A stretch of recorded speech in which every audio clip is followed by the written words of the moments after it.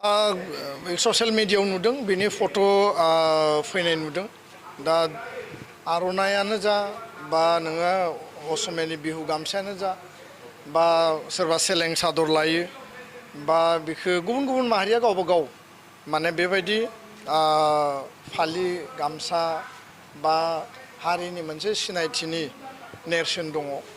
आरो आर'नाया जिहेतु GI tag मोनबाय दा बेखौ मुलुगनां गासै लेभेलाव दिनै आर'नाया अनसायजादों मुलुगनि मानसिफोरा बेखौ बर' हारिनि आर'नाइ होननानै दिनै सिनायबाय दा बे आर'नाइनि गुबै जि आइडेन्टिटि आर'नाइनि जि गुबै जि बिनि सिनायथि आरो बे आर'नाइनि जि अरिजिनेलिटि बेखौ जों बयबो मेनटेन खालामनांगोन आरो बेखौ गुबुन गुबुन गाब होनानै गुबुन गुबुन बेयाव महर होनानै जुदि आर'नाइखौ दायोब्ला आर'नाइनि जि जोंनि बर' हारिनि जि आइडेन्टिटि बे सोरनिबा पार्सनेल आइडेन्टिटिनि बाथ्रा नङा बियो सोरबा इन्डिभिजुवेलनि बाथ्रा नङा दा बेखायनो आइडेन्टिटिखौ डाइल्युट खालामनाङा आइडेन्टिटिखौ जों मेनटेन खालामनांगोन जाय जेखि थाया मानो जाय जेराव जि मावा मानो जिखि दल जिखि हान्जा खालाया मानो जिखि माने आदर्शनि बेक्ति जाया मानो आर'नाइया आर'नाइ हिसाबै हारिनि आइडेन्टिटिखौ लानानै जोङो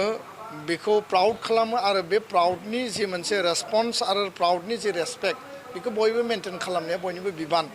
दा बेखौ नोङो गुबुन गुबुन गाब होनो हायो गुबुन गुबुन फिउजन होनो हायो नाथाय फिउजन खालामनाय लोगो लोगो गाब होनाय लोगो लोगो गुबुन गुबुन बेयाव आगर आरो महर होनाय लोगो लोगो बे आर'नाइ जानानै थानाय नङा बियो मोनसे मा होनना बुङो फेब्रिकेटेड आरो बियो मोनसे डाइभार्सन लेभेलाव सहैगोन अब्ला आर'नाइनि जि गुबै मुल्य बिनि जि गुबै ओंथिमोन बियो थानाय नङा दा बेखायनो जायफोरा बेबायदि खालामदों बिनि सायाव सानफिननाया मोजां आरो बेबायदिया जाहाथे जाया आर'नाइनि जि महर बिनि जि आगर बिनि जि जोंनि बिनानाव जोंनि आब' जोंनि बाजै जोंनि आइमोना जिखौ दायो लुयो जेराव आगर एरो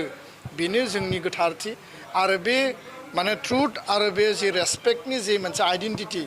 बेनो माने बयनिख्रुइबो गोजौ मासियाव बेयाव आरो माबा माबि एरदेरनानै होयोब्लासो सोरबाया मोजां मोनगोन आरो बेजोंसो साबसिन जागोन बे बाथ्राफोरखौ साननाया थारैनो गोरोन्थि होननानै आं बुंनो सानो बिनि थाखाय बयबो रेस्ट्रेन्ट जानांगौ आं बेखौ माने खोब माने मोजां आरो गोसो गोरबोजों आं खावलायदों गोजोन्थों।